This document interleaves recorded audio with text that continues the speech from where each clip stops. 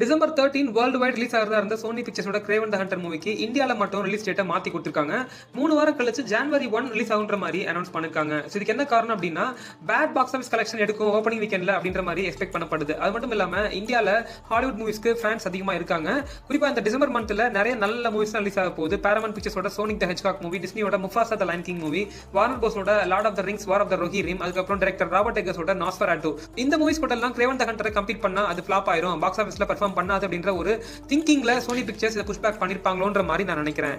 ஆனா அது மட்டும் இல்லாம ஓவராலா வேர்ல்டு வைட்ல பர்டிகுலரா நார்த் அமெரிக்கன் மார்க்கெட்ல opening weekend box office collection $30 million எடுக்குன்ற மாதிரி ப்ரொஜெக்ட் பண்ணிருந்தாங்க. பட் இப்ப ரிப்போர்ட்ஸ் என்ன சொல்லுது அப்படின்னா $110 மில்லியன் எடுக்கப்பட்ட இந்த மூவி ஓப்பனிங் வீக்கெண்ட்ல வெறும் 20 இருந்து $25 மில்லியன் தான் கலெக்ட் பண்ணுன்ற மாதிரி சொல்லப்படும். அதனால தான் இந்தியால கொஞ்சம் தள்ளி ரிலீஸ் பண்ணா மத்த மூவிஸ்லாம் வந்ததுக்கு அப்புறம் இந்த கிரேவன் த ஹண்டர் மூவியும் தனியா வந்து ஆடியன்ஸ் பார்ப்பாங்க, பாக்ஸ் ஆஃபீஸ்ல கொஞ்சம் கலெக்ட் பண்ணலான்ற ஒரு நம்பிக்கையில தான் புஷ் பேக் பண்ணிருக்காங்க. டிசம்பர்